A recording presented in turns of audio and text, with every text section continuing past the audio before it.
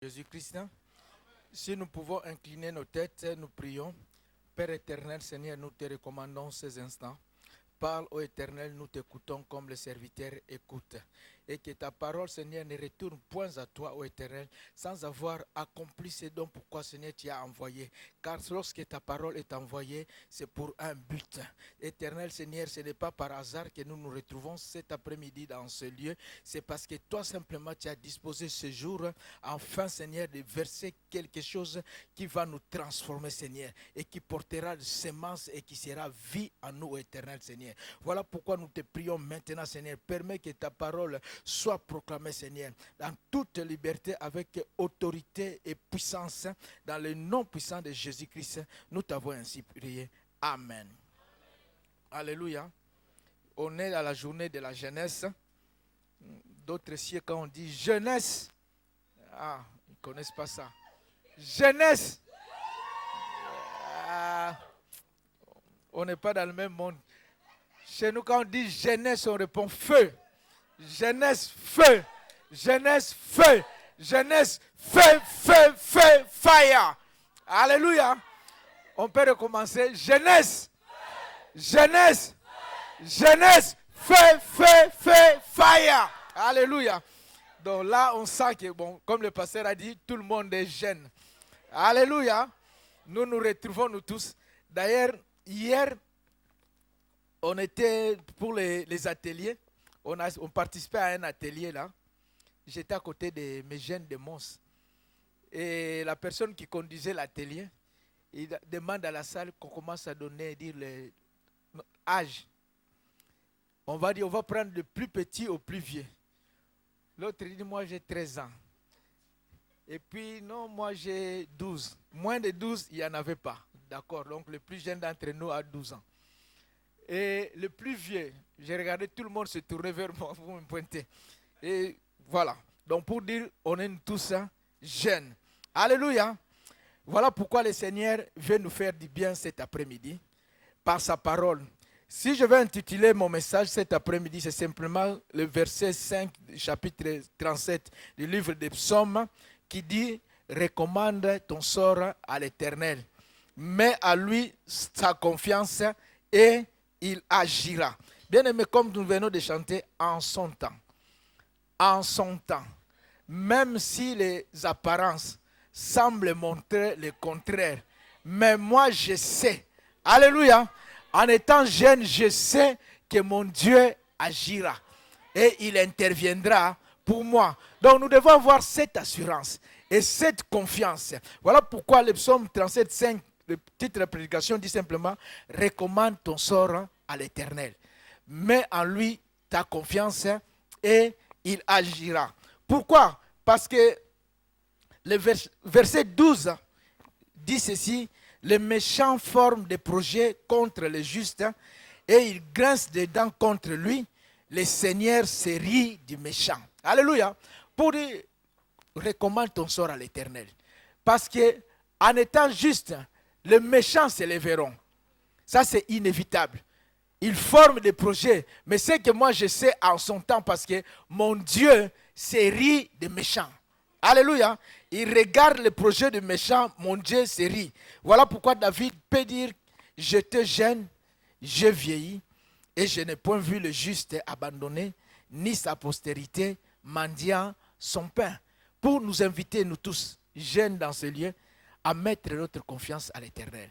Et lorsque David parle comme ça, c'est par l'expérience.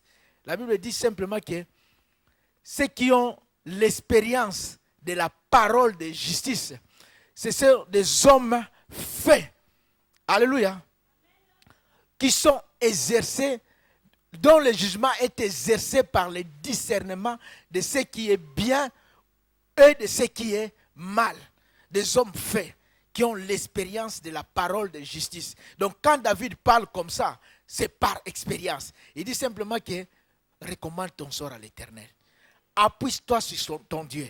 En étant jeune sur ta vie, tu connaîtras peut-être, tu auras des défis, tu connaîtras peut-être des tribulations, mais en toute chose par expérience, puisque j'ai l'exercice de cette parole, je sais que j'étais jeune comme vous, j'ai vieilli, je n'ai point vu le juste abandonné, ni sa postérité mendiant son pain. Donc, aie confiance à l'Éternel. Au verset 35, il dit, « J'ai vu le méchant dans toute sa puissance.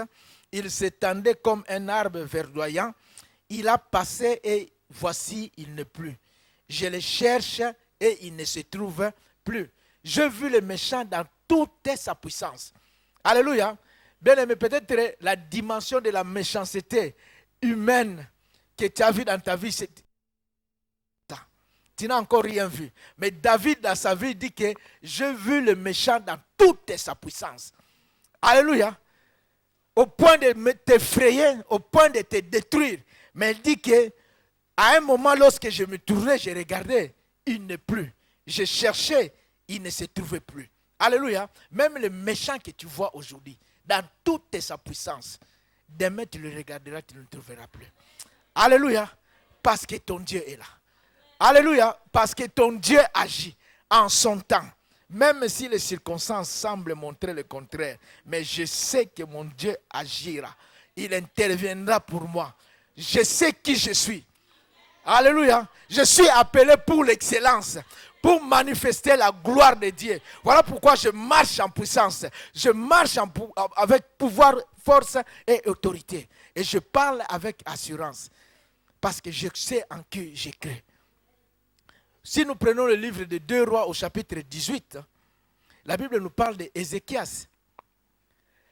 Le verset 2 nous dit, Ézéchias avait 25 ans lorsqu'il devint roi. Donc il était jeune. Et il régna 29 ans à Jérusalem. Ézéchias mit sa confiance en l'Éternel, le Dieu d'Israël. Et parmi tous les rois de Juda qui vinrent après lui ou qui le précédèrent, il n'y a eu point de semblable à lui. Il fut attaché à l'Éternel, il ne se détourna point de lui, et il observa le commandement que l'Éternel avait prescrit à Moïse. Et l'Éternel fut avec Ézéchias, qui réussit dans toutes ses entreprises. Il se révolta contre le roi d'Assyrie et ne lui fut plus assujetti. Je dis ça c'est le standard, ça c'est le modèle à copier. La Bible dit simplement que lorsqu'il accéda au trône, Ézéchias avait 25 ans. Alléluia. Peut-être toi, en tant que jeune, tu es plus âgé que lui. Mais il y a eu le roi Josias qui est devenu roi à l'âge de 8 ans. À 8 ans, il était déjà roi. À 25 ans, lorsque Ézéchias est devenu roi, la Bible déclare qu'il a mis toute sa confiance en l'Éternel. Recommande ton sort à l'Éternel. Mets en lui toute ta confiance et il agira dans ta vie. Peut-être tu te dis qu'aujourd'hui je suis jeune, mais je connais pas, je suis tranquille, il n'y a pas de problème. Mais le lendemain, tu ne sais pas. C'est que l'avenir te réserve. Voilà pourquoi tu as besoin de te confier à l'Éternel. Tu as besoin de t'abandonner totalement en lui. Et parmi tous les rois de Juda, la Bible dit qu'il n'y a plus un roi semblable à lui. Ni avant, ni après. Ça, ce n'est pas Ézéchias qui le dit. Ça, c'est ceux qui ont écrit sur lui qui le disent. Alléluia. Bien-aimé, il faut que les gens témoignent sur ta vie. Alléluia. Quand on parle, on dit qu'on a telle personne, tel frère, telle sœur. Non. Il n'y a pas de semblable à lui. Alléluia. Et il fut attaché à l'Éternel, il ne se détourna point de lui. Bien, jeune, le code de conduite est là. Mettez votre confiance à l'Éternel. Attachez-vous à l'Éternel, votre Dieu. Observez le commandement de l'Éternel. La Bible dit que Ézéchias réussit dans toutes ses entreprises. C'est le secret de la réussite. Alléluia. Quand on s'attache à Dieu, quand on se confie en Dieu, quand on observe la parole de Dieu, alléluia, on met toute sa confiance à l'Éternel, on s'appuie sur l'Éternel. Alléluia. Les tempêtes peuvent arriver, mais on tiendra ferme. On restera debout. Vous avez le secret. Alléluia. Mais cela n'a pas empêché que Sanchérib se lève pour venir attaquer Ézéchias. Cela n'empêchera pas les méchants de t'attaquer. Cela n'empêchera pas le problème de survenir dans ta vie. Cela ne t'empêchera pas de recevoir une mauvaise nouvelle juste au moment où tu ne t'y attendais pas. Ça arrivera. Mais tu dois savoir en qui tu t'appuies. Alléluia. En qui tu as placé ta confiance. Ici, le verset 13 dit, la 14e année du roi Ézéchias, Sanchérib, roi d'Assyrie, monta contre toutes les villes fortes de Juda et s'en empara. Il était d'attaquer Ézéchias pour dire simplement que je veux prendre Juda. Je prendrai possession de Juda. Ézéchias s'est levé. Il a fortifié ces gens. Il a fortifié son peuple pour dire, fortifiez-vous et ayez du courage. Ne craignez point et ne soyez point effrayés devant le roi d'Assyrie et devant toute la multitude qui est avec lui. Car avec nous, il y a plus qu'avec lui. Avec lui est un blanc de chair et avec nous l'Éternel notre Dieu qui nous aidera et qui combattra pour nous. Le peuple eut confiance dans les paroles d'Ézéchias, roi de Juda. Il a encouragé son peuple. Malgré ses encouragements, l'ennemi est monté d'un cran en puissance. Alléluia. Parfois, il y a des situations que tu dis, tu pries, tu sors d'ici. La situation se complique. Alléluia. Et que tu ne comprends pas. Il dit, pourtant je gêne, pourtant je prie. Mais le diable est en train d'augmenter en puissance, de monter. Comme David dit, j'ai vu le méchant dans toute sa puissance. Ce n'est pas ça qui doit t'effrayer. Ce n'est pas ça qui doit te faire peur. On a envoyé toute une armée. On a envoyé, au verset 17 du chapitre 18, la Bible dit, le roi d'Assyrie a envoyé Lachis à Jérusalem avec Tartan, Saris et Rabshakeh. Ils sont arrivés avec une puissante armée. Commençant à défier Ézéchias devant le peuple, en parlant aux gens d'Ézéchias. Les gens d'Ézéchias ont répondu aux gens du roi d'Assyrie, dit, parle à tes serviteurs en araméen, car nous les comprenons. Mais ne nous parle pas en langue judaïque. Mais là, Rabshakeh dit que je ne veux pas vous adresser à vous en langue en araméen. Je veux parler à vous en langue judaïque. Afin que tout le peuple qui est là devant entende. Donc, c'est pour dire simplement qu'il y a des situations où toi-même tu t'efforces, tu essaies d'étouffer. Quand tu dis parle la langue en araméen, c'est-à-dire que ça reste entre nous. Ces problèmes ici, je vais essayer de les cacher et essayer de les gérer. Mais ça pourrit tellement que ça finit par se savoir. Alléluia. Pour dire même que quand il dit qu'on va te parler en langue devant ton peuple, c'est pour dire devant des personnes qui devaient t'honorer. C'est devant ces personnes-là que nous allons t'humilier. Alléluia. Il y a des situations où on dit que moi je vais m'étouffer. Mais les choses évoluent d'une façon où devant même tes propres gens, tu te sens diminué. Tu te sens humilié. Tu essayes de couvrir, tu essayes de te battre. Mais non, pas possible. Et Sanchérib est en train de menacer Ézéchias. Mais lorsque Ézéchias a reçu cette nouvelle, la Bible dit simplement que Ézéchias a envoyé ces gens auprès d'Ésaïe pour dire à Ésaïe, écoute ce qui déclare la parole du Seigneur. Écoute ce que Sanchérib a dit au sujet de mon Dieu. Mais pour ça, Ézéchias est allé où? Dans la maison de l'Éternel. Il a envoyé ses serviteurs auprès de qui? Auprès d'Ésaïe. C'est pour dire simplement que Ézéchias s'est appuyé sur l'Éternel. Il n'a pas cherché de solution ailleurs. Alléluia. Il n'a pas commencé à téléphoner à gauche, à droite. Il s'est appuyé sur l'Éternel. Parce qu'il savait que c'est de là que venait son secours. Ce secours ne viendra de nulle part ailleurs que de l'Éternel, son Dieu. Voilà pourquoi il s'est appuyé sur l'Éternel. Bien-aimé, lorsque tu connais la diversité, lorsque tu traverses des temps difficiles, lorsque les choses deviennent compliquées, lorsque Rabshakeh se présente devant toi et te parle en une langue compréhensible, même par tes petits-enfants qui comprennent qu'ici notre grand-père est humilié, comment réagis-tu? En qui mets-tu ta confiance? Sur qui te tournes-tu? Le psaume 20, chapitre 7 dit, c'est que s'ils s'appuient sur leurs chars, c'est là sur leurs chevaux. Mais nous invoquons le nom de l'Éternel, notre Dieu. Et il plie et il tombe, nous tenons fermes et nous restons debout. Il dit, ceux-ci s'appuient sur leurs chars, ceux-là s'appuient sur leurs chevaux. Sur qui tu t'appuies? Il y a d'autres moindres problèmes, dit que moi j'ai mon père. Alléluia. mon Père interviendra. D'autres s'appuient sur leur connaissance ou intelligence. Les uns s'appuient sur leur compte bancaire. Il dit, mon compte bancaire est tellement bien fourni que je ne chancellerai jamais. Alléluia. D'autres s'appuient sur les amis. Il dit, j'ai tel ami, ils interviendront pour moi. Sur qui t'appuies-tu?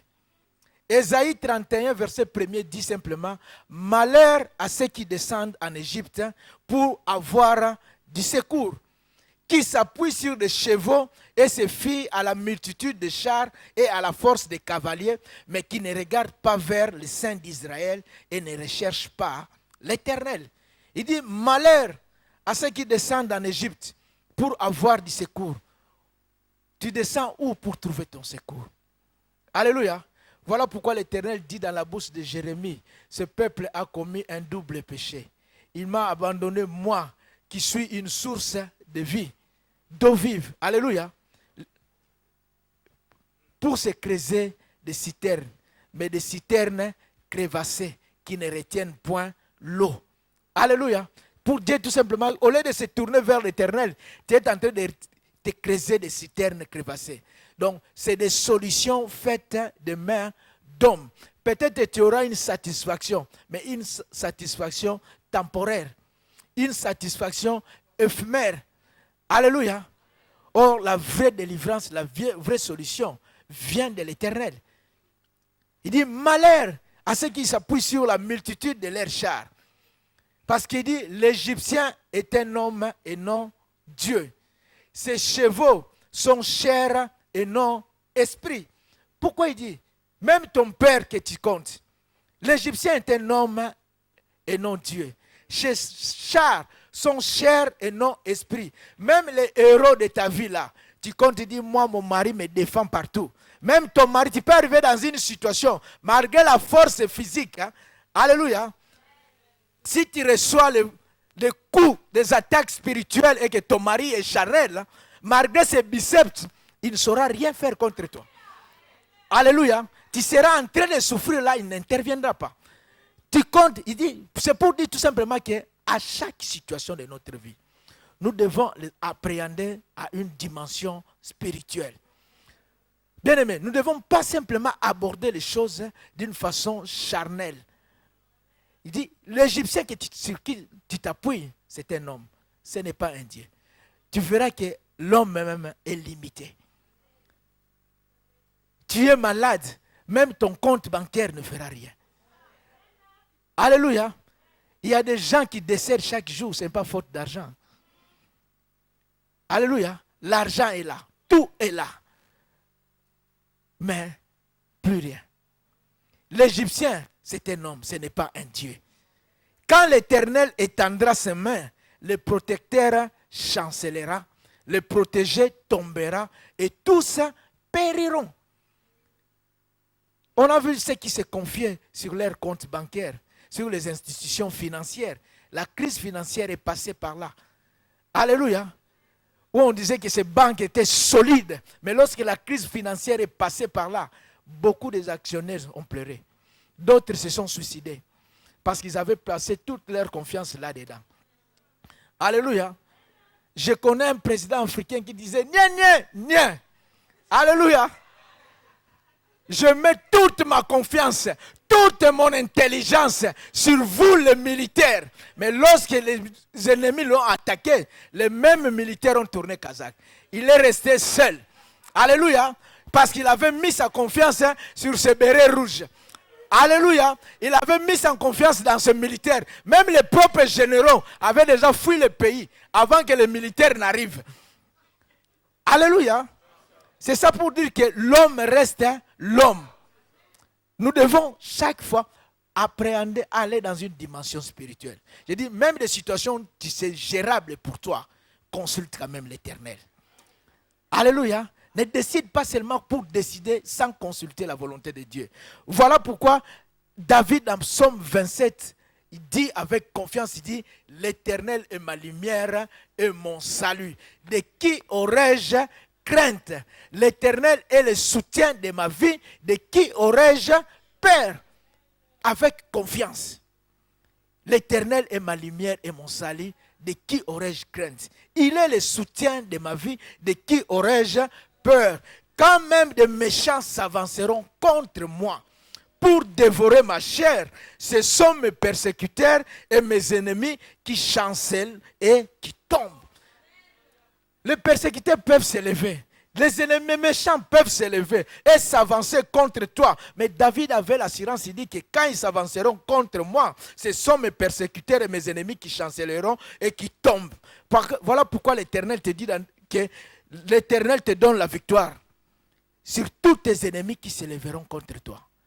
Ils sortiront devant toi par un seul chemin et ils s'enfuiront devant toi par cet chemin. Lorsque l'ennemi viendra comme un fleuve, l'Esprit de l'Éternel le mettra en fuite. Alléluia. Quand on a cette parole, on a l'assurance. On sait que quand bien les méchants s'avanceront contre moi pour dévorer ma chair, ce sont mes persécuteurs et mes ennemis qui chancelleront et qui tomberont. Alléluia. Il dit au verset 3, si une armée s'est campée contre moi, mon cœur n'aurait aucune crainte. Si une guerre s'est levée contre moi, je serai malgré cela plein de confiance. Alléluia. Si une armée s'est campée contre moi, mon cœur n'aurait aucune crainte. Parce qu'ils te feront la guerre, mais ils ne te vaincront jamais. Alléluia. Si une guerre s'est levée, moi je serai malgré cela plein de confiance. Parce que c'est dans le calme et de la confiance que sera votre force. Il dit, ils peuvent se lever, je serai tranquille. Voilà pourquoi on comprend l'attitude des gens comme Élisée. Dans 2 Rois 6, 8, on nous dit simplement que le roi de Syrie attaquait Israël. Mais quand il mettait des pièges, quand il faisait des programmes pour attaquer Israël, Élisée les révélait au roi d'Israël. Ne passez pas par tel chemin. Et le roi de Syrie ne comprenait pas. Mais tous les pièges, ils les évitaient. À un moment, il fait asseoir ces gens et dit, ne voulez pas me déclarer lequel de nous est pour le roi d'Israël, qui est le traître parmi nous ici. Dites-moi un peu. Et un de ses serviteurs dit, non, il n'y a pas de traître au milieu de nous. Le problème, c'est qu'en Israël, là-bas, ils ont un prophète. Alléluia, qui a l'esprit de révélation et qui rapporte au roi les paroles que tu prononces même dans ta chambre à coucher. Tout ce que tu dis là, les plans que nous faisons contre Israël, lui, il est au courant de tout ça. Le roi de Syrie dit, on va s'occuper de lui. Et il demande aux gens, il faut localiser ces prophètes-là. On a localisé Élisée. On a dit, non, il est à Dothan. Bien-aimé, on peut te localiser par tes ennemis, par les méchants, par les sorciers. Ils peuvent te localiser et dire, nous savons là où il réside. Il est à Gemap, il est à Mons. Alléluia. On a localisé Élisée. Et c'est toute une armée qu'on a envoyée pour neutraliser une seule personne. Des chevaux, des chars qui sont arrivés pendant la nuit, pendant que lui il dormait tranquillement. Je serai malgré cela plein de confiance. Et le matin, quand son serviteur se réveille, il voit simplement la façon dont ils étaient assiégés et entourés par cette armée. Il se retourne vers Élisée et dit, ah mon Seigneur, comment ferons-nous? Alléluia. Quand le serviteur d'Élisée dit à Élisée, comment ferons-nous? C'est-à-dire que cet homme-là est en train de voir toutes les impossibilités possibles. Il dit, parce que ici, avec cette armée-là qui nous entoure, je ne vois même pas comment on va faire. Comment ferons-nous dans cette situation? Comment vais-je m'en sortir? Il est en train de voir comment l'armée des Syriens l'attrape et est en train de le tuer. Ou bien peut-être il est en train de penser déjà et dit que ça, ces choses-là, c'est toi. C'est toi qui es venu avec tes histoires de révélations ici. Moi, quand on sort, je vais sortir ici, je vais me rendre. Je dirais que moi, je ne suis jamais prophète. C'est lui. Alléluia. Il y a des gens qui, lorsqu'ils sont là, ils se demandent comment ferons-nous. Parce que la situation te dépasse. Tu ne vois pas d'issue. Pour toi, c'est sans issue. Tu te poses 1001 questions. Et lorsque Élisée même vient dire à son serviteur, il dit, ne crains point, car ceux qui sont avec nous sont plus grands que ceux qui sont avec nous. Bien aimé, j'ai compris par moment, même les paroles ne suffisent plus. Quand l'incrédulité a pris racine dans le cœur, quand le doute, quand la peur a pris racine, Tu peux venir avec des versets bibliques. La personne ne t'écoutera plus. Quand on dit que ceux qui sont avec nous sont plus nombreux que ceux qui sont contre nous. Mais lui dit, mais ceux qui sont avec nous, ils sont où? Ils sont où? Moi, je ne le vois pas. Tout ce dont moi je vois, c'est cette armée-là qui nous a entourés. Dans quelques minutes, là, d'ailleurs, ça tourne. Alléluia. Le compteur tourne. Je ne sais pas combien de temps nous tiendrons face à cette situation. Bien aimé, tu te poses beaucoup de questions. Comment ferons-nous? Comment vais-je m'en sortir? Parce que tout simplement pour toi, ton problème, comme je dis, tu l'abordes sur un plan, une dimension charnelle. Tu vois avec tes yeux physiques. Tu vois l'armée étrangère qui est venue t'attaquer. Tu vois ces problèmes qui est dans ta maison. Tu vois cette maladie-là, cet intrus qui vit dans ton corps. Tu vois ces situations. Tu regardes, tu te dis jamais.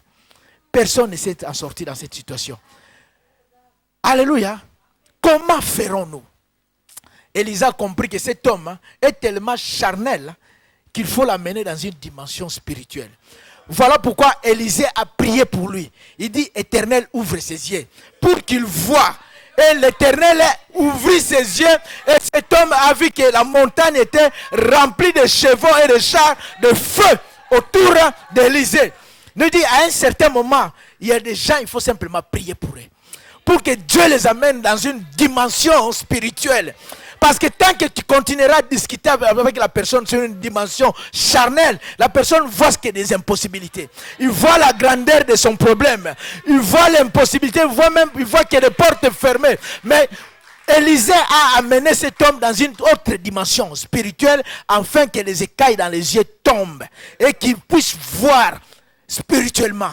Et quand les yeux se sont ouverts, il a vu des chars de feu entouré Élisée. Alléluia.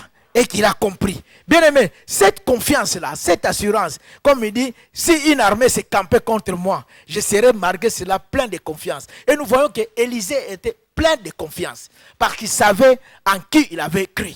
Et il savait qui était avec lui. Mais cette confiance, nous l'avons dans la prière et dans la méditation de la parole de Dieu. Quand nous prions, nous nous connectons à Dieu. Lorsque nous méditons la parole de Dieu, bien aimé, c'est comme on est en train de verser de l'eau en toi, qui est la parole, dans l'éponge. Tu prends l'éponge, tu es en train de verser de l'eau. Le jour où tu presseras, l'eau sortira. Quand tu presseras, l'eau sortira. Et ta vie, c'est comme si on était, l'eau, c'est la parole de Dieu, qu'on est en train de verser sur toi. La parole de Dieu qu'on est en train de verser en toi. Le jour où l'oppression viendra, le jour où les attaques viendront, le jour où on te pressera simplement, la parole sortira. Que tu le veuilles ou non, la parole qui est en toi sortira. Alléluia. Parce que c'est une provision que Dieu met en toi pour chaque circonstance de ta vie. Lorsque je regarde ça, je compare un peu à ça, par exemple, à une prédication. Quand tu viens prêcher, par exemple, tu as une pensée forte en toi. Tu dis c'est ça, j'ai la conviction que Dieu me donne cette pensée. Mais cette pensée, tu la nourris avec quoi? Tu la nourris avec la parole qui est en toi. Tu penses à quelque chose, mais tu as la parole qui monte à toi. Il y a des paroles où tu as même oublié des versets. Tu vas aller retrouver les références bibliques par la suite. Mais cette parole est en toi. Tu ne sais pas si c'est dans Psaume, si c'est dans Romains, si c'est dans 2 Corinthiens. Mais la parole de Dieu qui est en toi monte. Et après tu vas faire tes recherches pour voir la référence de cette parole. Parce qu'en toi il y a la parole de Dieu. Donc c'est ça. Le jour où on te pressera, cette parole sortira. Voilà pourquoi nous avons besoin de connaître la parole de Dieu. Nous avons besoin de comprendre la parole de Dieu. Nous avons besoin de nous appuyer sur la parole de Dieu. Nous avons besoin de nous asseoir dans la parole, la saine doctrine. Alléluia. Nous marchons avec la parole et nous mettons en pratique cette parole. C'est ce que Proverbe chapitre 22 nous dit au verset 17. Proverbe 22, verset 17, dit simplement, prête l'oreille et écoute les paroles des sages. Applique ton cœur à ma science. Car, pourquoi? Prête l'oreille et écoute les paroles des sages. Donc, c'est-à-dire que tu vas prêter l'oreille et écouter la parole de Dieu. La foi vient de ce qu'on entend et ce qu'on entend étant la parole du Seigneur. Applique ton cœur à ma science. Tu dois appliquer ton cœur dans la connaissance de la parole de Dieu. Pourquoi? Il dit, car il est bon. Alléluia. Car il est bon que tu les gardes au-dedans de toi et qu'elles soient toutes présentes sur tes lèvres. Alléluia. Il est bon que cette parole-là quitte la Bible physique que tu as et que ça soit gravé dans ton cœur. Il est bon que tu le gardes au-dedans de toi. La parole de Dieu, tu ne dois pas regarder simplement sur YouTube. La parole de Dieu, tu ne dois pas regarder seulement sur des cassettes. Mais il faut que cette parole soit gravée en toi, dans ton cœur. Voilà pourquoi il dit qu'il est bon que tu le gardes au-dedans de toi et qu'elle soit toute présente sur tes lèvres pour le proclamer et pour l'annoncer. Que ce livre de la loi ne s'éloigne point de ta bouche. Il est bon que tu le gardes au-dedans de toi. Pourquoi? Le verset 19 dit, afin que ta confiance repose sur l'Éternel. Alléluia. Il est bon que tu gardes la parole de Dieu au-dedans de toi, qu'elle soit présente sur tes lèvres, afin que ta confiance repose sur l'Éternel. Quand tu as la parole de Dieu, quand tu comprends cette parole, tu es en confiance, tu marches avec assurance. Tu sais que même si les apparences semblent montrer le contraire, mais je sais ce qu'il a dit, je sais ce qu'il a proclamé pour ma vie, je connais les promesses de Dieu pour moi. Je suis malgré cela plein de confiance et je avance parce que je sais qu'en son temps, il s'élèvera pour moi. Et il agira. Il ne me permettra pas que je sois dans la confusion. En son temps. Parce que je connais la parole de Dieu. Il est bon que cette parole soit au-dedans de toi. Romains 18 dit simplement que la parole est près de toi. Elle est dans ta bouche et dans ton cœur. Or, c'est la parole de la foi que nous prêchons. Cette parole est près de toi. Dans ta bouche et dans ton cœur. Au-dedans de toi et sur tes lèvres. Si tu confesses de ta bouche le Seigneur Jésus, et si tu crois dans ton cœur que Dieu l'a ressuscité de mort, tu seras sauvé. Malgré les situations, je te dis, tu seras sauvé. Il dit, car en croyant de cœur qu'on parvient à la justice, ta justice brillera parce que tu crois. Et c'est en confessant de la bouche qu'on parvient au salut. Tu proclames la parole de Dieu, amènera le salut dans ta vie et te sauvera. Il dit, selon ce que dit l'Écriture, quiconque croit en lui ne sera point confus. Alléluia. C'est ça la parole. Voilà pourquoi nous devons nous asseoir dans cette parole. C'est cette parole qui nous donne la confiance. Alléluia. Je peux prendre simplement l'exemple d'une personne, parce qu'il y en a plusieurs dans la Bible, qui a agi selon la parole au moment de la crise, quand l'oppression est arrivée. C'est Josaphat. Nous lisons dans 2 Chroniques chapitre 20. La Bible nous dit simplement, après cela, le fils de Moab et le fils d'Ammon et avec ceux des Maonites marchèrent contre Josaphat pour lui faire la guerre. Après cela, une coalition s'est levée. Je dis, jeune, tu marches dans la justice, tu marches dans la vérité. Cela n'empêchera pas de problèmes dans ta vie. Mais tu dois savoir simplement en qui tu as cru. Alléluia. En qui tu t'appuies. Ézéchias, comme nous avons vu, il a marché dans la droiture. Mais cela n'a pas empêché Sankérib de s'élever et de l'attaquer pour prendre possession de Juda. Josaphat était de marcher calmement, il vivait tranquillement. Mais subitement, on vient de l'annoncer une mauvaise nouvelle. Terrible. On dit, il y a une coalition qui s'est mise en marche contre toi. Alléluia. Et la Bible dit dans le verset 3, dans sa frayeur, Josaphat se disposa à chercher l'Éternel et il publia un jeûne pour tout Juda. Dans sa frayeur. Ça veut dire simplement quoi? Josaphat, lorsqu'il a pris la nouvelle, il a eu peur. Il a tremblé. Alléluia. Bien aimé, c'est un sentiment normal. Josaphat a tremblé dans sa frayeur. Quand on lui a annoncé qu'il y avait une coalition qui marchait contre toi, il a eu peur. Alléluia. Mais le tout, la Bible dit que dans sa frayeur, il se disposa à chercher l'Éternel. C'est pour dire tout simplement, la peur c'est un sentiment normal. Ça peut arriver, on est face à une situation, on est face à des montagnes, on est face à des problèmes, on ne sait pas comment on va faire, on tremble, on est dans l'angoisse, on est dans le stress. Mais à un certain moment, il faut que le spirituel prenne le dessus sur la peur. Alléluia. Quand il dit qu'il s'est disposé à chercher l'Éternel, c'est qu'il a vaincu la peur. La Bible nous raconte l'histoire du roi David. Ils sont allés pour combattre, aider les Philistins. Mais à leur absence, alléluia, les Amalécites ont fait invasion dans le pays. Ils ont tout détruit. Ils ont pris femmes et enfants. Ils l'ont amené en captivité. Lorsque David est rentré avec ses gens à Tsiklag, la Bible dit qu'ils ont constaté les dégâts. Alléluia. Tout ce que les Amalécites ont fait dans le pays. Ils ont pris femmes et enfants, ils ont amenés dans la captivité. La Bible dit simplement que David et ses gens, ils ont pleuré. Jusqu'à ce qu'ils n'avaient plus la force de pleurer. Donc ça veut dire qu'ils étaient dans la détresse. Alléluia. Quand il dit qu'ils ont pleuré, ils étaient dans la détresse. Ils ont regardé la situation. Ils ont regardé, ils constataient les dégâts. Il dit, mon Dieu, comment ferons-nous? Alléluia. Ils ont pleuré. Dans la détresse même, les propres gens de David, dans une situation compliquée là, on commence à chercher des coupables, à désigner des responsables. Ces propres gens disent simplement que non, si nous sommes allés vers les Philistins, c'est David qui nous a amenés là-bas. Si on était ici, on n'allait pas venir nous envahir. On n'allait pas venir prendre nos femmes et nos enfants en otage. Donc le responsable, c'est David. Et la Bible dit que David fut dans une grande angoisse parce que ses propres gens se disaient de les lapider. Donc non seulement il a pleuré jusqu'à tel niveau qu'il n'avait plus la force de pleurer, et de deux, il était dans l'angoisse parce que ses propres gens l'abandonnaient. Lorsque ta force t'abandonne, alléluia, des situations, tu perds le contrôle de tout. Tu ne sais plus comment faire, tu ne sais plus comment s'y prendre face à tel problème, face à telle situation. Josaphat a eu peur. David a pleuré, il vivait dans l'angoisse.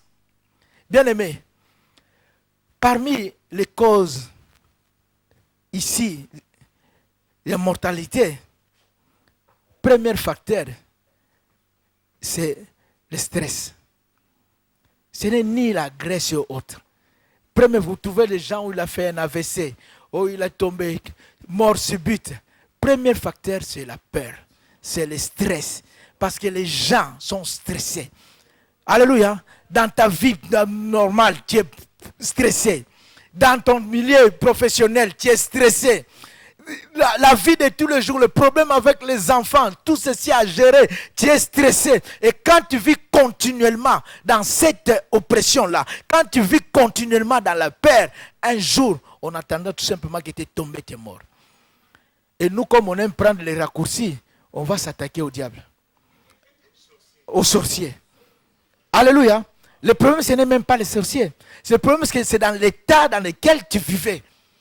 Tu vivais dans l'état de stress et de peur permanent. Ce qui n'est pas bon pour toi. Ce qui n'est pas bon pour ta santé. Ce qui n'est pas bon pour ton entourage ou pour ton environnement. Alléluia. Vous avez dans des maisons où des mamans ne savent plus communiquer avec douceur. Toute douceur a disparu. Alléluia. Quand ils s'adressent aux enfants, c'est simplement avec menace et intimidation. Alléluia. Parce que la personne vit dans un état constant de stress, d'angoisse, d'oppression. Il revient, il regarde les factures qui sont sur la table. Il revient, il regarde. Donc quand tu viens même poser un problème, un simple dialogue. Alléluia. Ça se termine avec des baffes. Pourquoi? Parce que les gens vivent comme ça. Et ce n'est pas bon. Alléluia. Et ce n'est pas bon.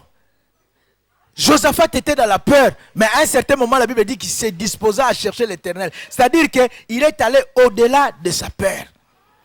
David, il a eu peur, il était dans l'angoisse, mais la Bible dit que David reprit courage en s'appuyant sur l'Éternel, son Dieu. Et il consulta l'Éternel pour dire, poursuivrai-je, atteindrai-je? Dieu lui dit, poursuis car tu atteindras et tu délivreras. Alléluia. Face à tous ces événements, à un certain moment, David s'est ressaisi. Il dit, la peur, ce n'est pas mon quotidien. Vivre dans l'angoisse, ce n'est pas pour moi. La situation est là, la réalité est là, mais je reprends des forces, je reprends courage en m'appuyant sur l'Éternel, mon Dieu, face à ces situations. Poursuivrai-je, atteindrai-je? L'Éternel dit, lève-toi, poursuis, tu atteindras et tu délivreras. Ne baisse pas le bras. Alléluia.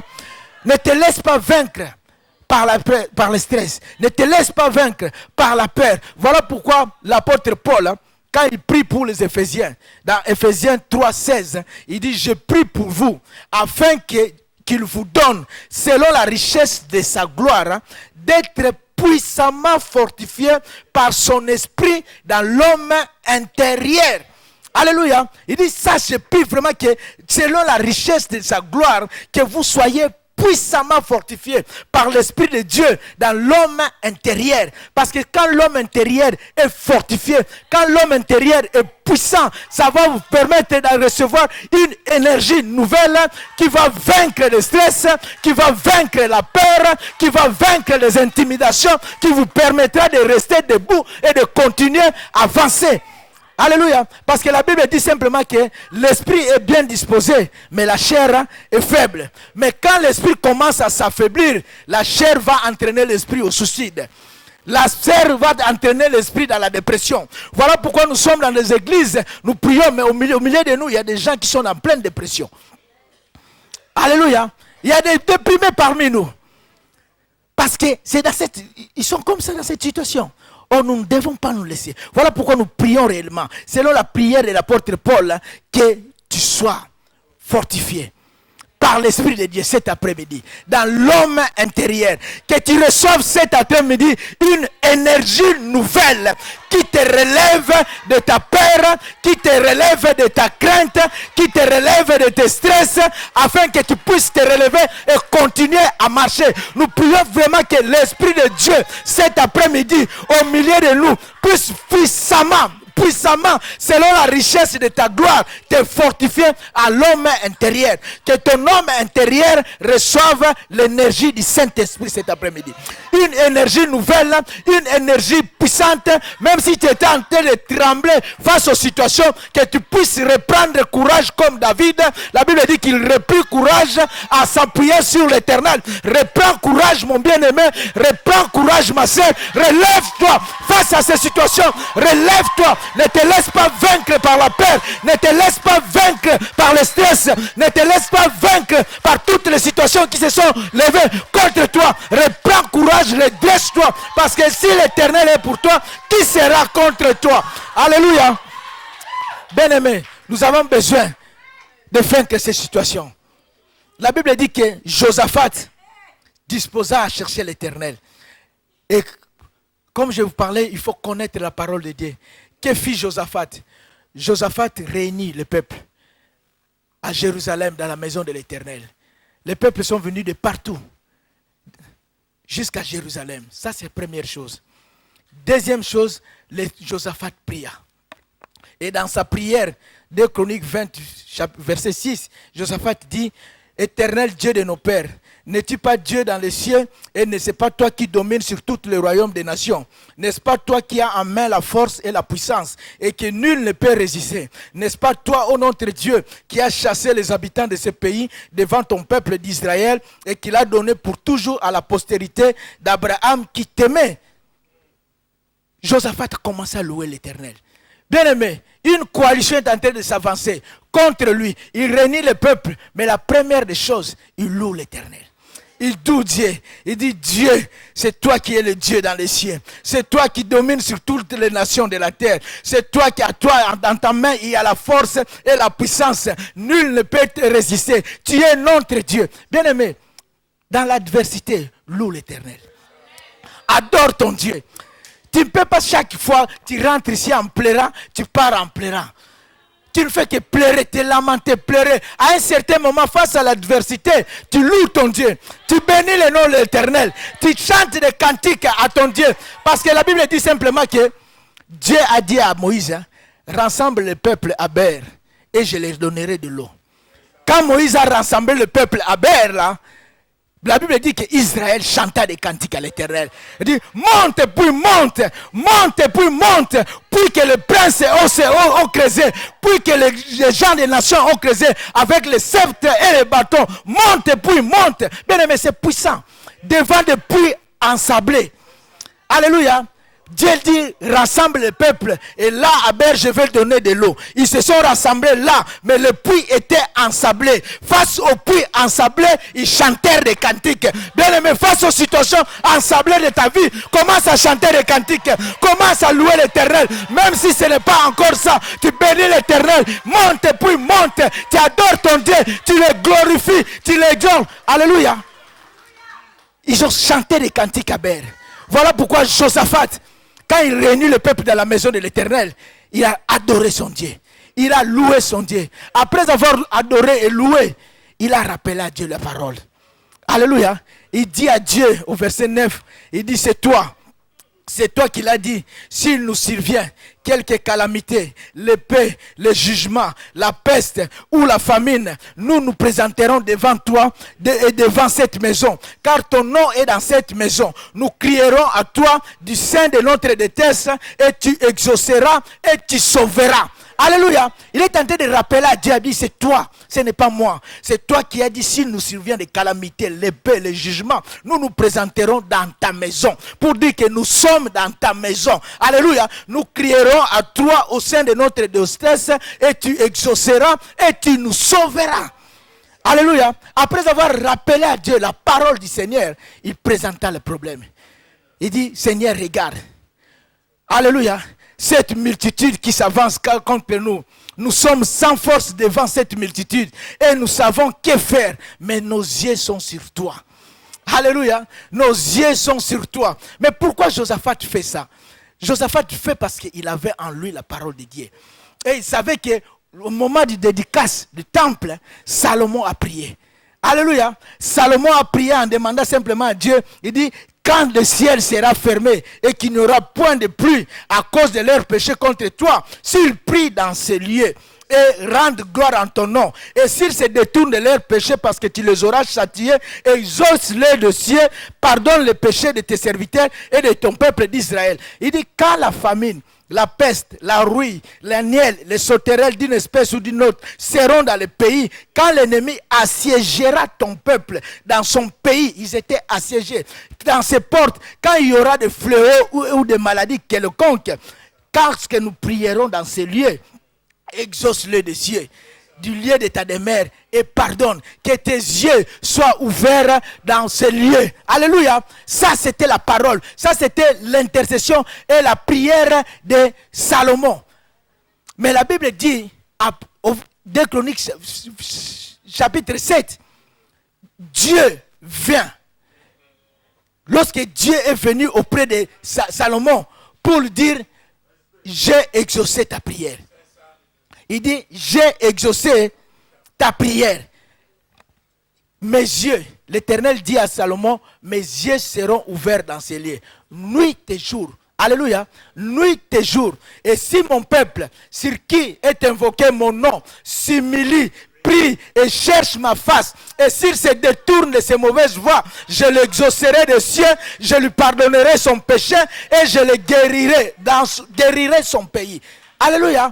Dieu répond à Salomon, il dit que mes yeux seront ouverts dans ces lieux, nuit et jour. Et si mon peuple sur qui est invoqué mon nom, s'humilie, prie et cherche ma face, et s'il se détourne de ses mauvaises voies, je l'exaucerai des cieux, je lui pardonnerai son péché et je guérirai son pays. Josaphat était conscient de cela, que Salomon a prié, Dieu a exaucé. Voilà pourquoi dans la maison de l'Éternel, Josaphat rappelle à Dieu. Il dit, c'est toi qui as dit que tes yeux sont ouverts nuit et jour dans ces lieux. Et nous sommes dans ces lieux. C'est toi qui as dit que si mon peuple, sur qui est invoqué mon nom, s'humilie, prie et cherche ma face, lorsqu'on fermera le ciel, lorsqu'il y aura des sauterelles, quand nous nous présenterons dans ces lieux, tu nous exauceras et tu nous pardonneras. N'est-ce pas toi, Dieu, qui a dit cela? Voilà, nous sommes dans ta maison. Nous regardons vers toi. Nous crions à toi. Nous prions, nous t'invoquons, toi, Dieu. Alléluia. Bien-aimé, dans cette dimension de prière, Dieu ne peut que s'élever. Alléluia.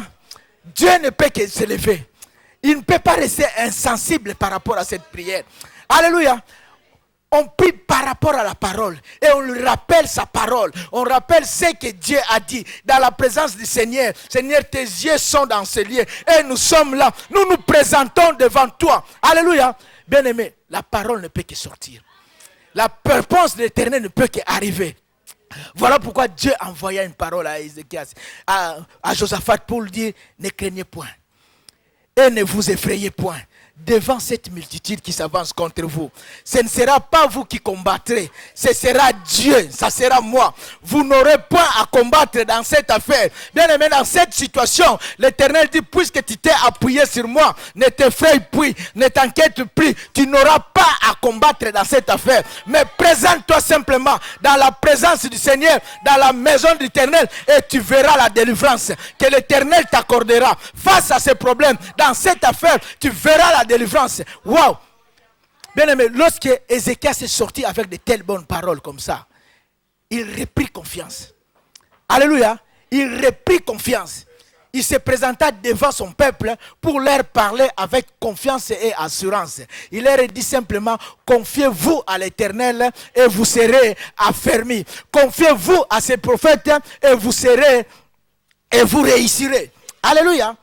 Confiez-vous à l'Éternel et vous serez affermis. Confiez-vous à ses prophètes. Donc, confiez-vous à la parole de l'Éternel et vous réussirez. Donc, Josaphat parlait avec assurance. Pourquoi Josaphat parlait avec assurance? Parce qu'il reprit confiance. À cause de la parole de Dieu. Il s'est appuyé sur l'Éternel. La mauvaise nouvelle est arrivée. Bien aimé, la coalition des Moabites était toujours en train d'avancer contre lui. Alléluia. Mais ce n'était plus Josaphat qui avait peur. Ce n'était plus Josaphat qui tremblait. L'attitude a changé. Alléluia. Il reprit confiance parce qu'il a compris que sur qui je m'appuie sur l'Éternel qui dit que cette affaire, ce n'est pas mon combat, c'est son combat. Lui-même, il se lèvera pour moi et il interviendra. Il reprit confiance, il dit que cette coalition, ils peuvent continuer à avancer. Ils ne pourront rien contre moi. Alléluia. Ils ne pourront rien contre moi. Il reprit confiance. Bien aimé, quelle attitude. Voilà pourquoi nous avons besoin, lorsque nous parlons avec confiance. Comme David dit, l'Éternel est ma lumière et mon salut. De qui aurais-je crainte? Il est le soutien de ma vie. De qui aurais-je peur? Donc il parle avec assurance parce qu'il sait que c'est l'Éternel qui est sa lumière et son salut. C'est l'Éternel qui est le soutien de sa vie. Il sait qu'il s'est appuyé sur l'Éternel. Car la parole dit que la pierre angulaire rejetée par ceux qui bâtissaient, qui est devenue la principale de l'angle, tu l'auras pour appui dans Sion, le roc. Et celui qui l'aura pour appui n'aura pas hâte de s'enfuir. Bien aimé, les problèmes peuvent arriver, les mauvaises nouvelles peuvent tomber. Tu sais que tu as pour appui Jésus-Christ, le roc. Et pour cela, tu n'auras pas hâte de t'enfuir. Les autres peuvent fuir, les autres peuvent trembler. Tu tiendras debout. Alléluia. Parce que tu sais en qui tu as cru, en qui tu as mis ta confiance. Bien aimé, lorsque je regarde ces jeunes gens, les compagnons de Daniel, Meshach, Shadrach et Abednego, ils ont refusé de s'humilier, de se prosterner devant les statuettes parce qu'ils savaient en qui ils avaient cru. Même face aux menaces de les jeter dans la fournaise ardente, ces gens avaient confiance et savaient que même dans la fournaise ardente, notre Dieu allait nous faire sortir de là. Quelle confiance! Et le roi dit, c'est comme ça, allez, chauffez encore plus, augmentez encore plus, en température et en intensité. Comme dit, j'ai vu le méchant dans toute sa puissance. Même ceux qui sont allés le jeter dans la fournaise ardente sont morts. Alléluia. Ça, c'est le degré de la méchanceté humaine. Mais le roi trembla dans Daniel 3, 23. Il appela ces gens pour dire que n'avons-nous pas jeté 3 gens liés dans la fournaise? Il dit, oui, roi. Il dit, mais moi, je vois 4 gens. Alléluia. Sans lien. Et qui marchent au milieu du feu et qui n'ont point de mal. La figure du 4e est celle d'un fils de Dieu. Alléluia. Sans lien, en train de marcher au milieu du feu. Nous avons jeté dans la fournaise 3 personnes liées. Mais moi, je vois 4 qui sont en train de marcher au milieu du feu. Alléluia. Et on les appela pour sortir. Lorsque ces gens-là sont sortis, le verset 27 de Daniel 3 dit simplement, les satrapes, les intendants, les gouverneurs et les conseillers du roi s'assemblèrent tous pour constater. Ils virent que le feu n'avait eu aucun pouvoir sur le corps de ces hommes, que les cheveux de leur tête n'avaient pas été brûlés, que leurs caleçons n'étaient point endommagés et que l'odeur du feu ne les avait pas atteints. Alléluia. Bien-aimé, c'est pour te dire tout simplement que le feu de la méchanceté n'a aucun pouvoir sur toi. Alléluia. L'Éternel te dit que le feu de la méchanceté n'a aucun pouvoir sur toi. Ils peuvent augmenter l'intensité. Ils peuvent monter le degré. Alléluia. Bien aimé, on peut te jeter dedans. Les mains liées. Mais le 4e homme dont le figure ressemble à un fils de Dieu, le Seigneur Jésus-Christ te sortira de là. Parce que le feu n'aura aucun pouvoir sur toi. Il est le Dieu qui dit dans Ésaïe 43, 2, si tu traverses les eaux, je serai avec toi. Et le fleuve ne te submergeront point. Si tu marches dans le feu, tu ne te brûleras pas et la flamme ne t'embrasera pas. On peut te jeter dans la fournaise. Tu restes tranquille. Ces gens sont sortis et le feu n'avait eu aucun pouvoir sur eux. Bien aimé, nous devons parler avec assurance et confiance. La Bible dit, Pierre et Jean, lorsqu'ils parlaient, les gens ont reconnu, ils étaient étonnés de l'assurance et de la confiance qui les animait. Parce qu'on savait que c'était des gens de peuple sans instruction. Alléluia. C'était des hommes de peuple sans instruction. Mais lorsqu'ils parlaient de Dieu, c'était avec confiance et assurance. Parce qu'ils savaient ce qu'ils avaient. Je n'ai ni or ni argent. Mais ce que j'ai. Ce que j'ai. Ce que j'ai. Alléluia. La toute puissance. Au-dessus de toute puissance. Au-dessus de tout pouvoir. Au-dessus de toute autorité. C'est ce que j'ai. Ces gens-là sans instruction, mais ils parlaient avec confiance. Bien aimé, il faut que tu arrives à un moment quand tu comprends ces choses et que tu t'appuies sur la parole de Dieu. Tu parles de ces choses avec confiance. Jusqu'à créer les doutes dans le camp de tes adversaires. Alléluia. On te présente un diagnostic. On dit la situation, ça ne va pas. Tu dis au docteur, ça va. Alléluia. Et les médecins ne comprennent pas. Ils disent, non, non, ça, c'est pas ce que tu vois sur le papier. Moi, je te dis que ça va. Alléluia. Même les docteurs, quand on t'appelle pour le contrôle et qu'ils ont d'autres résultats, et même l'équipe médicale il commence à se douter. Il dit cet homme-là, pour le présenter ses résultats ici, on ne sait jamais, parce qu'en dernière minute, même si papier, c'est que nous on a écrit, ça change. Alléluia. Parce que tu crées les doutes même dans les camps de tes adversaires. Alléluia. On dit, mais non, tes enfants, oh non, ça n'ira pas dans cette société. Tu dis, ça ira. Parce que tout lieu que l'Éternel, je me plante de mes pieds foulera, l'Éternel me le donne en héritage. J'ai foulé ici, c'est mon héritage pour moi et pour toute ma maison. Je vous dis que ça ira. Alléluia. Là où tout le monde est en train de paniquer. Tu es tranquille. Bien aimé, il y a des situations. Josaphat, la coalition est en train d'avancer. Mais il y a des situations, même les problèmes sont là. Mais au milieu de tout ça, de l'adversité, tu es en train d'expérimenter une paix que personne ne peut comprendre. Alléluia. Dans ta situation, tu devais paniquer. Dans ta situation, tu devais commencer à courir à gauche, à droite. Non, tu expérimentes une paix terrible. Ça veut dire que Dieu est avec toi. Alléluia. Tu es plein de confiance. Tu es plein d'assurance. Tu sais que malgré l'adversité, malgré les problèmes, je sais que Dieu se lèvera. Je sais que Dieu agira. Quand je parle de mon Dieu, je parle avec confiance. À tel point que même mes adversaires commencent à se douter. Quand on parle de moi, on se dit, celui-là, il faut faire attention. Même ce que nous proclamons sur lui, peut-être en dernière minute, ça risque de se transformer en sa faveur. Parce qu'il est terrible. Alléluia. Tu crées les doutes. Bien aimé, c'est ce que Daniel a créé. Alléluia. Parce que la Bible dit simplement que ce roi-là, quand on a jeté Daniel dans la fosse au lion, Le roi était convaincu que même le Dieu de Daniel était capable de fermer la gueule de lion. Alléluia. Ce n'est même pas que Daniel qui croyait. Le roi aussi croyait. Alléluia. À cause de l'assurance de Daniel. À cause de la façon dont Daniel parlait. Bien aimé, le problème c'est que quand même toi tu parles même. Toi-même tu ne crois pas. Alléluia. Quand tu parles de ta situation, quand tu parles de ton Dieu, mon Dieu. Alléluia. Toi-même tu ne crois pas. Alléluia.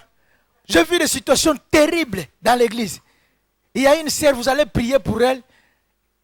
Il a de l'eau bénite. Alléluia. Donc vos prières là, il dit non, moi, bon, ça va prier. Mais moi quand même de l'eau bénite pour asperger tout autour de ma maison. Alléluia.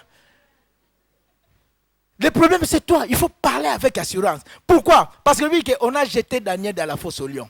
Il a passé la nuit là-dedans. Alléluia. Mais le matin, au grand matin, la Bible déclare que le roi est sorti. Arrivé au niveau de la fosse, il appela Daniel. Il dit, Daniel, est-ce que ton Dieu que tu sers avec persévérance t'a délivré de là? Pourquoi le roi appelle comme ça? Parce que le roi était convaincu que Daniel serait vivant. Alléluia. Bien aimé, il faut que tes ennemis, même lorsqu'ils dorment, ils savent que dans cette situation-là, tu t'en sortiras. Alléluia. Ils savent qu'on ne pourra pas t'écraser. Tu parles avec confiance, avec assurance. Oh non, non, moi ça ira. Peu importe ce que vous voyez maintenant. C'est peut-être une certaine réalité, mais ce n'est pas la vérité. Alléluia. La vérité, c'est ce que Dieu a dit pour moi. Et moi-même, je sais en qui j'écris. Je sais en qui j'ai mis toute ma confiance. Bien aimé, c'est de ce Dieu-là que je suis en train de te parler cet après-midi. Il est ce Dieu-là lorsque Ézéchias, qu'on a parlé, il s'est présenté dans la maison de l'Éternel. Il a déployé la lettre que le roi d'Assyrie, Sanchérib, l'avait envoyée. Et il a commencé à prier à l'Éternel pour dire Dieu, intervient dans cette situation. Sanchérib montait encore d'intensité pour dire je prendrai possession de Jérusalem. Qu'Ézéchias ne vous abuse point. Alléluia. Qu'Ézéchias ne vous abuse point. Je prendrai possession de Jérusalem, de Juda. Je monterai vers Juda et j'en prendrai possession. Mais dans la présence de l'Éternel, Dieu donna sa parole à Ézéchias parce qu'il s'est appuyé sur lui. Quand Sanchérib dit que je monterai et je prendrai possession, l'Éternel dit à Ézéchias, c'est pourquoi ainsi parle l'Éternel vers le roi d'Assyrie. Il n'entrera point dans cette ville.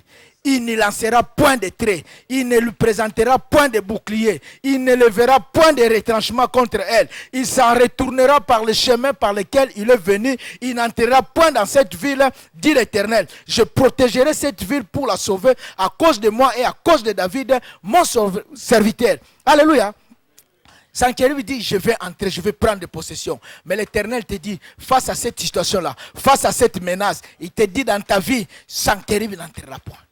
Alléluia. Sanchérib, malgré qu'il s'est élevé dans toute sa puissance, dans toute cette ampleur. Mais je te dis, moi l'Éternel, ton Dieu, que Sanchérib n'entrera pas dans cette ville. Il ne lancera point de traits, il ne présentera point de bouclier, il ne t'assiégera pas. Alléluia. Il s'en retournera par le chemin par lequel il est venu. Bien aimé, ces problèmes dans ta vie retournera par le chemin par lequel il est venu. D'ailleurs, cet après-midi, il retourne d'où il est venu. Il n'entrera pas dans ta vie.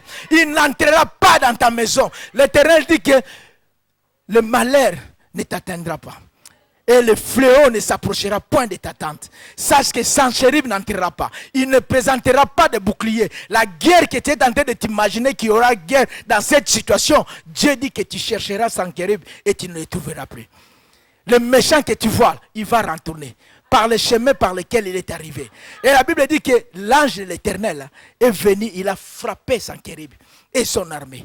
Et lorsqu'ils se sont réveillés le jour d'après, ils ont trouvé que c'était tous des corps morts. Des corps morts. Cette armée-là debout qui est tentée de te faire trembler, demain tu le chercheras, tu ne le verras plus.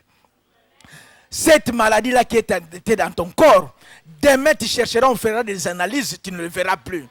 Alléluia. Ces problèmes qui te menacent, ces Sanchérib qui s'est levé contre ta vie, tu les chercheras, tu ne les trouveras plus. Parce que nous avons le Dieu qui peut éteindre le feu malgré l'ampleur et la puissance du feu. Mais ce Dieu-là, c'est lui qui fait cesser le combat, c'est lui qui brise l'arc. Il a la capacité d'éteindre ces problèmes avec son ampleur et ses complications. C'est Dieu-là que je suis en train de te parler. C'est ce Dieu qui a dit à Josaphat, présentez-vous seulement.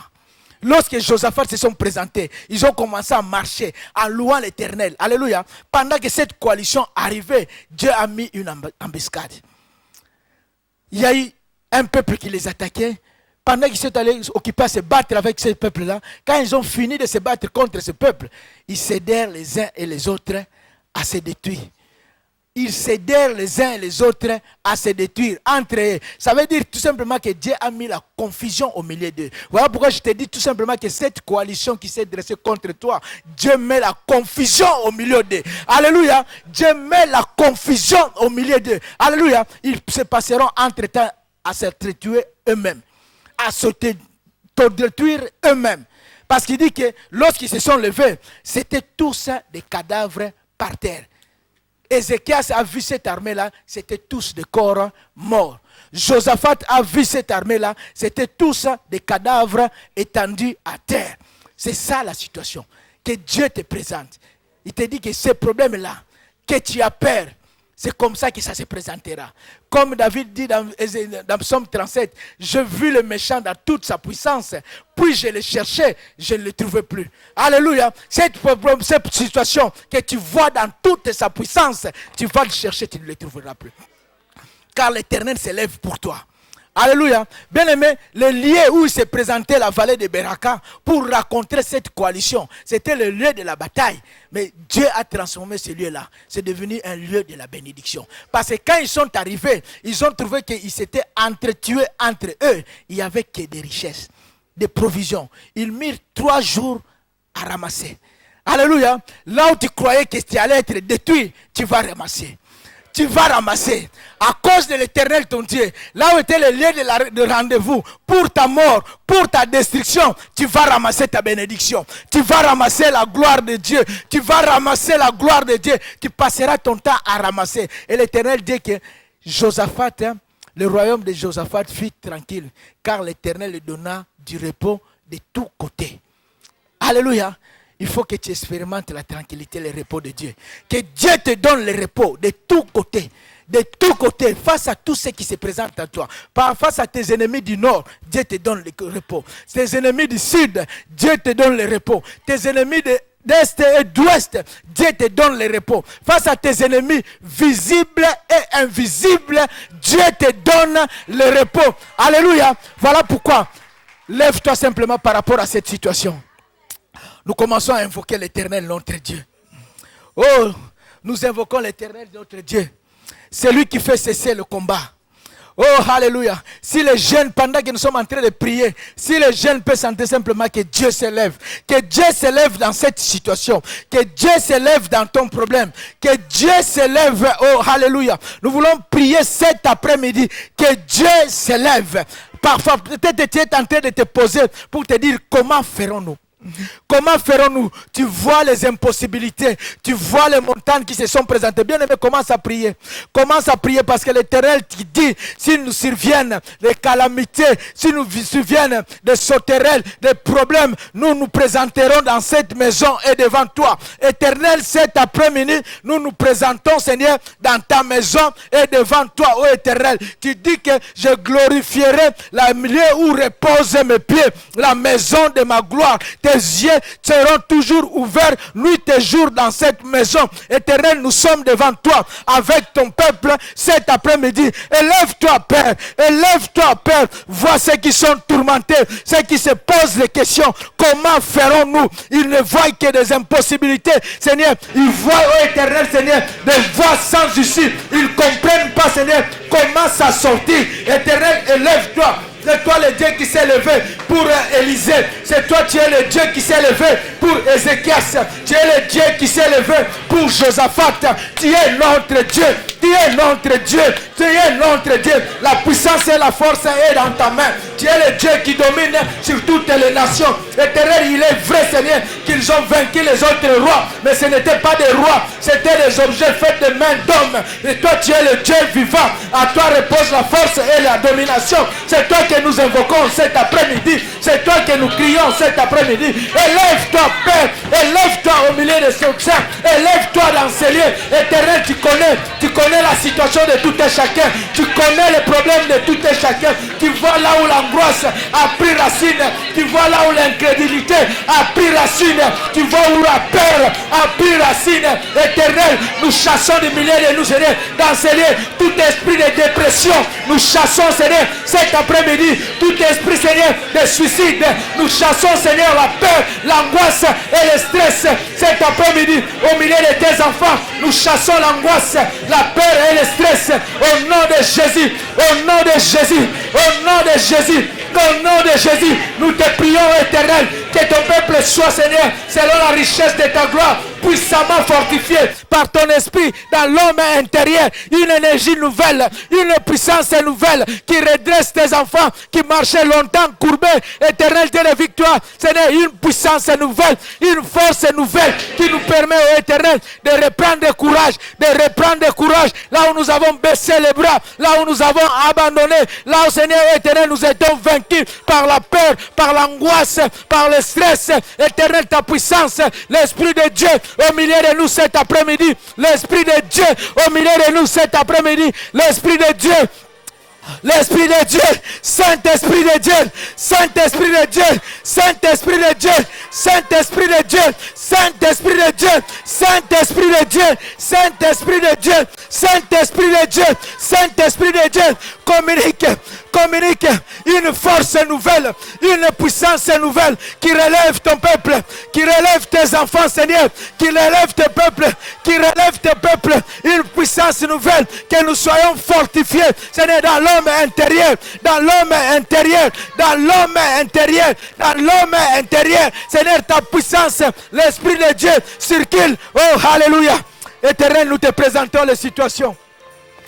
Face à cette multitude, Éternel, Sankérib s'est levé, Seigneur, contre tes enfants, Seigneur, en hochant la tête, avec des menaces et des insultes.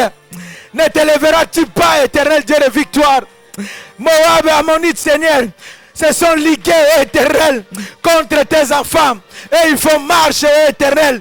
Mais n'est-ce pas toi, Dieu, qui dit, Seigneur, ne craignez point, ne vous effrayez point, car vous n'aurez pas à combattre dans cette affaire. Présentez-vous seulement, et vous verrez la délivrance que je vous accorderai. Accorde la délivrance cet après-midi. Papa, accorde la délivrance cet après-midi. Accorde la délivrance cet après-midi, que nous puissions te célébrer. Accorde la délivrance. Seigneur, présentez-vous seulement. Nous nous présentons, Seigneur, nous nous présentons devant toi. Nous nous présentons devant toi. Éternel, n'est-ce pas, toi tu as dit, Sankérib ne montera point contre toi. Il ne présentera point ses boucliers contre toi. Il s'en retournera par le chemin par lequel il est arrivé.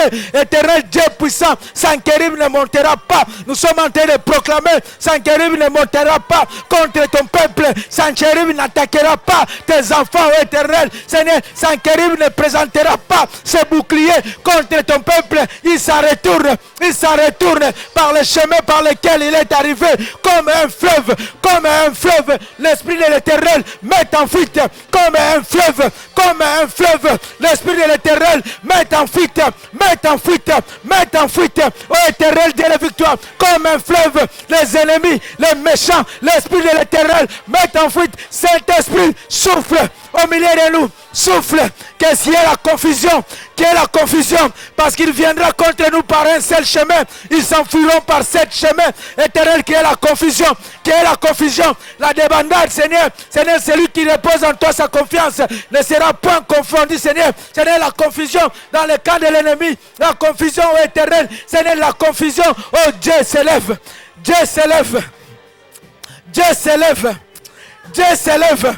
élève-toi, oh Dieu. C'est toi ma gloire, c'est toi qui relève ma tête. Seigneur, redresse la tête de tes enfants qui ont marché longtemps courbés. Seigneur, longtemps courbés. Cet après-midi, redresse la tête. Redresse la tête de tes enfants qui ont marché longtemps courbés. Éternel Dieu de victoire, Seigneur. Par ton esprit, tu brises les jougs de l'oppression, les jougs de l'oppression, les jougs de la dépression, les jougs de l'ennemi qui pèsent, Seigneur, sur ton peuple. Nous les brisons, éternel. Sanchérib ne rentrera pas, Sanchérib ne montera pas. Au nom de Jésus-Christ, nous voulons expérimenter ta délivrance. Tu es pour nous le Dieu de délivrance. Tu es pour nous le Dieu de délivrance. Que Dieu se lève. Oh, lève-toi, Père. Seigneur, nous nous présentons devant toi. Seigneur, dans ta maison, Seigneur, car dans ce lieu, ton nom est invoqué. Nous te présentons, Seigneur, toutes les situations, Seigneur. Toutes les impossibilités, ô Éternel. Tous les questionnements où on dit comment ferais-je? Comment sortirai-je? Seigneur, c'est toi notre lumière et notre salut. De qui aurions-nous peur, Seigneur? Tu es le soutien de nos vies. De qui aurais-je nous crainte, Seigneur? Oh Éternel Seigneur, nous te présentons, Seigneur. Tu es le Dieu qui est au contrôle. Tu es le Dieu qui est au contrôle. Les chaînes sont brisées. Les chaînes de la dépression sont brisées. Cet après-midi, nous brisons les chaînes de la peur. Oh, alléluia. Les chaînes de la peur, nous les brisons. Au nom de Jésus-Christ, ton peuple soit libre et qu'il puisse expérimenter ta tranquillité. Seigneur, c'est toi qui as donné à Josaphat le repos de tous côtés. Seigneur, que ton peuple entre dans ton repos. Seigneur, que tes enfants expérimentent la tranquillité. Parce que c'est toi, Dieu, qui fait cesser le combat. C'est toi qui brise l'arc. Seigneur, c'est toi qui fais cesser le combat. Seigneur, que ton peuple expérimente, Seigneur, la tranquillité. Et que nous entrions dans ton repos. De tous côtés, Seigneur. Le repos de tous côtés cet après-midi. Seigneur, le repos de tous côtés. Le repos de tous côtés, Seigneur. Oh Dieu, la victoire, Seigneur. Le repos de tous côtés. Seigneur, le repos de tous côtés. Oh Dieu se lève. Oh Seigneur, Dieu se lève. Oh Dieu se lève. Dieu se lève. Que Dieu se lève. Que Dieu se lève. Oh, élève-toi, Père. Que Dieu se lève. Oh Seigneur, dans cette affaire, élève-toi cet après-midi. Oh Seigneur, élève-toi, Seigneur.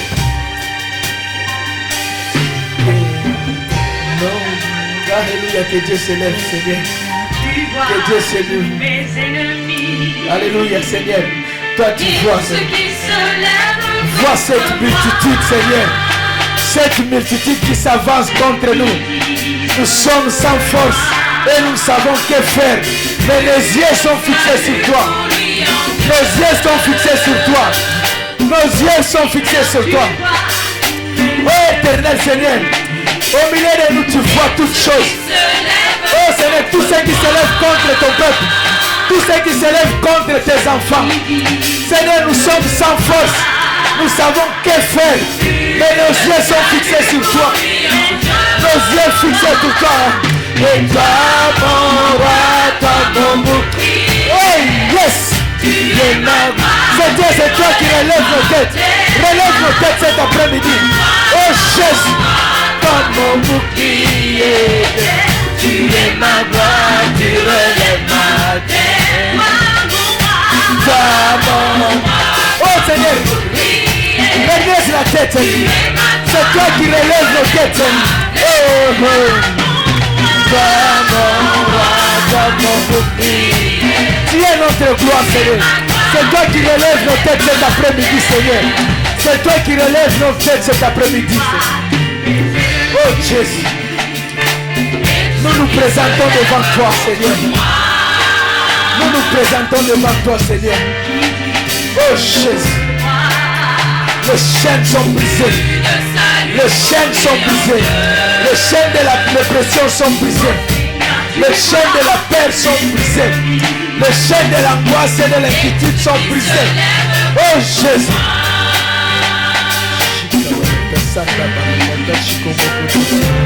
Tu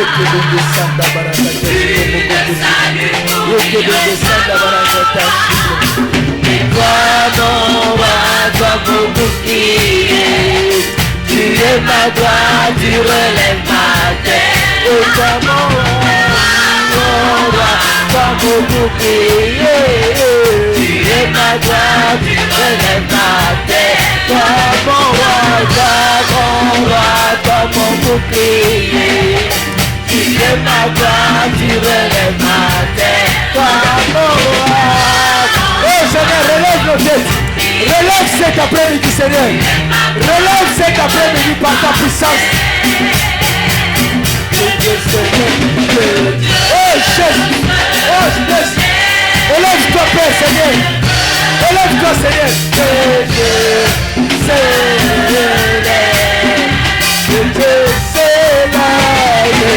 Élève-toi, Papa, Seigneur. Élève-toi,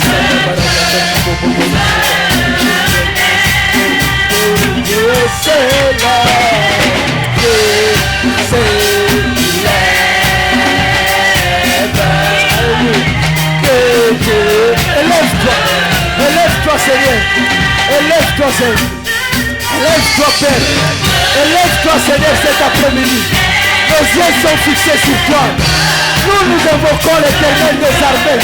C'est toi notre Dieu, Seigneur. Élève-toi, Seigneur, délivre ton peuple. Oh, Jésus.